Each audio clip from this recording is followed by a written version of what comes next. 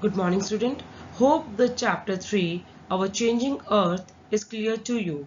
Now let's start with the key terms of chapter 3, Our Changing Earth.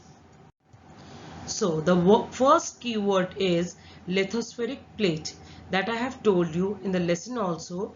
A large and the small plates in the earth crust which move around slowly because of the movement of the molten magma. Why they move? They move because of the movement of the molten magma inside the earth. In the circular manner, they form continents and ocean basin. Means ocean and the continent basin are formed by the circular movement of the molten magma. So next is your exogenic force. I have told you what is exogenic force. It is the outside. The force which operate on the surface of the earth like running water, wind, sea, etc. And what is endogenic force? Endogenic force is the force that is inside the earth.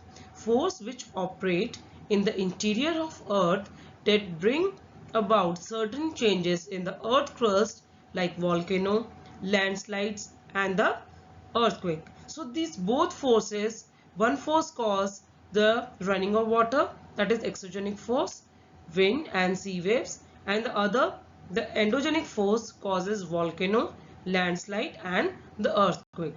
These are because of the movement of the lithospheric plate. Next is your seismic waves. The waves generated by the earthquake. These waves are generated by the earthquake. What is actually earthquake? Earthquake is a certain shaking of the earth. That is called the waves generated by an earthquake called seismic waves. And what is seismic focus? The waves where earthquake originating from where it occur is called your seismic focus. Next is your epicenter, the point of disturbance on the earth, from where it start disturbance of the on the earth's crust, like vertically above the seismic focus.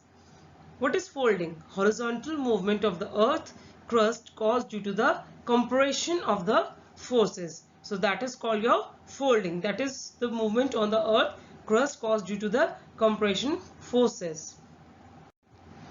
Sand dunes. What are sand dunes? That you have read in class 6th also and in class 5th also. It is a hill of sand deposited by the action of wind in the desert.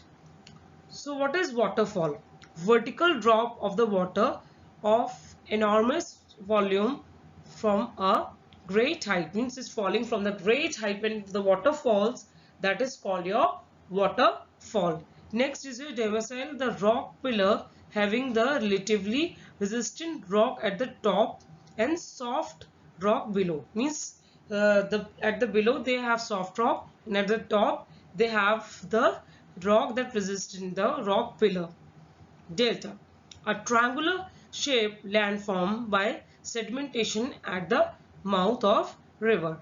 So what is the delta? It's a triangular shaped landform by the sedimentation. You know, sedimentation, deposition of the soil at the mouth of the river. So I hope all the key terms are clear to you. Go through the lesson, read it thoroughly and learn the key terms. Thank you. Have a nice day.